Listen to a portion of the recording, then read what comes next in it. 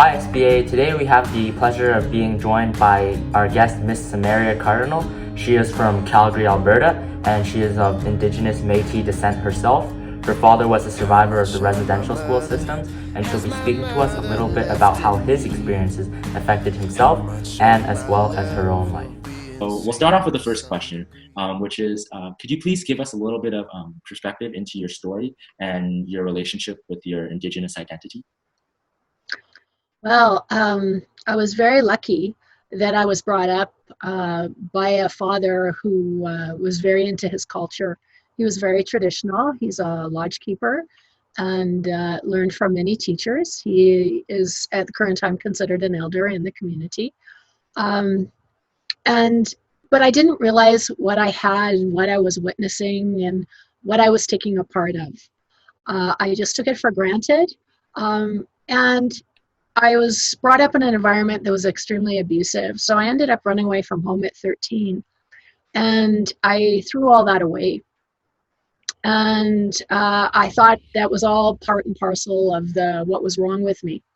So I totally deleted it from my life. And I went around from that point forward. People would ask me what I was because they would say, you look a little different, like, what are you? Oh, I'm Middle Eastern. Oh, I'm French. I would, come up with a lot of other things to say. I would never say I was Indigenous because I actually became ashamed of it. Mm-hmm. And I had a lot of issues in my life, and I was very mixed up, and nothing was helping. I was trying to seek help from medical institutions, from all sorts of people, and nothing was helping me. And then I realized that I needed to go back to my culture. And when I went back to my culture and I fully accepted who I was and I became proud in who I was, then I started this healing process.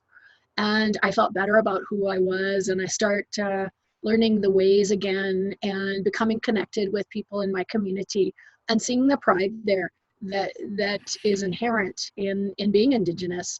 And I started feeling a lot better with myself because I didn't hide who I was anymore.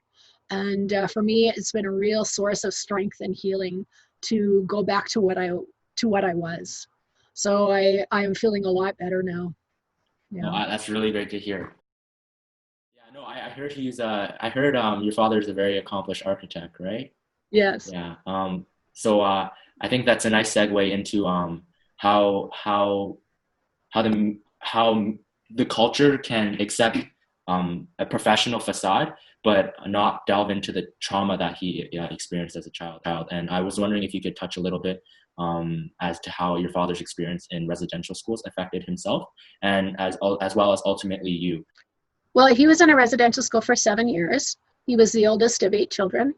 And in one way, it was really nice is that there he developed an appreciation for the arts. He learned how to play piano, he learned art, he learned a lot of really amazing things. But at the same time, he was separated from his parents. He was subject to abuse. And when you're in those residential schools, you weren't allowed to speak your language. You weren't allowed to even talk to your brothers and sisters. You were basically a number. You had no one to give you love or even care for you. So a lot of the children ended up running away. Some ended up freezing. A lot died. They weren't given proper nutrition. They didn't receive proper medical care. It was very bad. I remember my auntie saying when she also was in the residential school, that when she went in, they threw her in a bath and they scrubbed her because they thought she had lice and she was dirty. They were not dirty. If they were boys, they cut their braids. To Native people, hair is a symbol of the spirituality and it's very sacred. And they cut those braids off. They would put soap in their mouth if they spoke their language. Some had pins stuck underneath their nails pulled out. They were locked in cages. There were medical experiments done on them. There were all sorts of horrific things. Some girls were raped by the priests, and when they had their babies were killed. Or there is an instance that I heard of where a girl saw a nun throw her baby live into a furnace, and she had to watch that. So they went through some horrific, absolutely horrific things. My father, and also because he was in there for so long, he did not learn how to parent. He did not learn how to interact with people appropriately. And so this has affected his whole life. And when he had me, when he was with my mother, he didn't know how to interact with women appropriately. He was very abusive to my mother and to us children. My mother eventually ran away. She took my two brothers and ran away from him because he was so abusive to her. She knew she couldn't get away with the three of us, so she just took my two younger brothers. She thought I was the strong one and that would be able to survive. Mm-hmm. So she got away, and I was left with him, and it was really, really bad. I was subjected to extreme abuse, all kinds on a daily basis. I had a stepmother that did not want me there. And it got to the point where I just had thoughts of just murdering them every day. And that's not me. You know, I was a child. I didn't know what to do. I was locked in a situation. And so at 13, so I wouldn't hurt anybody, I ran away. Mm-hmm. And so for years, I saw my father as the big monster in my life. That all the issues that I had with mental illness, addiction, everything that came up in my life was all his fault, that he was the monster. And people would show me, you know, news clips of him or things, you know, because everybody knew who my father was. And I would like, oh yeah, whatever. You know, you don't really know him as a person. Because you see this persona that's in media and stuff all the time. Exactly. And I just didn't want to see him as a human being. He was a monster. And then a few years ago, I had a child, and my child was getting older, and I had messed her up too, because of what was passed to me, that intergenerational component. Yeah. And I changed a lot. I did a lot of healing. I did a lot of work on my life. And I wanted her to forgive me. This is hard. No, I'm sorry. Okay. Yeah. I wanted her to forgive me because I was changing. I was growing. I was becoming a better human being and taking away all the stuff that was given to me. And I thought, how can I ask my daughter to forgive me when I can't forgive my father? Mm-hmm. Because he's changed too. Mm-hmm. And he is what society made him. This is what the system did to him. They created him, and he's fought his whole life to heal and to change.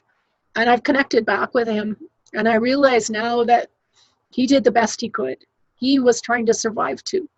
And he picked up some very bad coping skills and ways to walk through this world. And he spent his whole life trying to get rid of them. Mm-hmm. And when I sit down with him now, he's the first to comment how sick he was and how he's still trying to get over what happened to him. So it seems to be a lifelong process with this. But as I can see in my journey, I'm better than he was. And I can see in my daughter, yes, I did pass a lot to her, but she's a lot better than I was. And I can see in my grandchild, my daughter has learned parenting skills. Mm-hmm. My daughter has learned a lot of really wonderful things. So my grandchild is being brought up beautifully. I can see in his eyes the pride of who he is. He doesn't carry any of that stuff that I carried. What do you think is most misunderstood about Indigenous peoples in Canada today? Oh, there's so many myths out there. Yeah. One thing I find is very sad is when people come here from other countries, the government does not educate them on the realities of being Indigenous. I was working in a group home probably 3 years ago, and this happens a lot. A girl came up to me. She was newly in Canada, I think about 6 months, mm-hmm. and she found out I was Indigenous. And she goes, wow, I always wanted to marry one of you guys.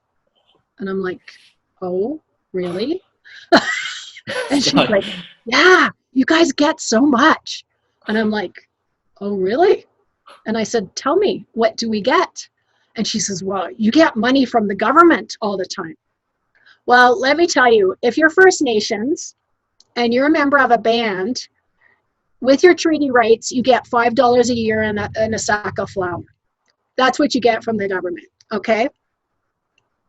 That's, a lot of people don't realize, yeah, that's it. If you're a Métis, you don't get nothing from the government. We never signed anything. And also, if you're Inuit, you don't get anything from the government. But if you're First Nations, you get $5 a year plus a sack of flour. That's oh my gosh, big. that's... They also say, you know, oh, we don't pay taxes.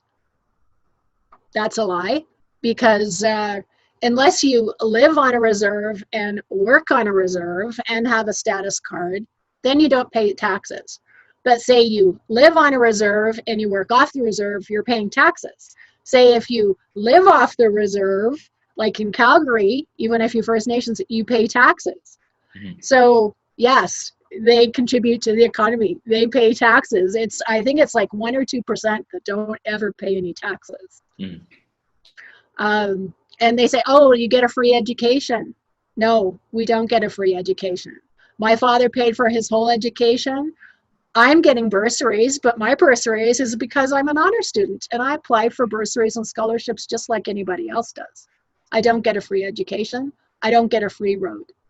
Yeah. So, yeah, there's a lot of misconceptions out there that exist, and it's very sad. And I wish, you know, it's like you hear them and people, you know, tell them to each other and all these kind of things, and it just gets perpetuated instead of, you know, the government saying, hey, this is what's really happening, you know. So it's like I find I'm constantly educating people when they come over and they're like, wow, you know, like, geez, and I want to marry one of you. And it's like, well, no, it's not a big windfall. We don't really get anything. We don't.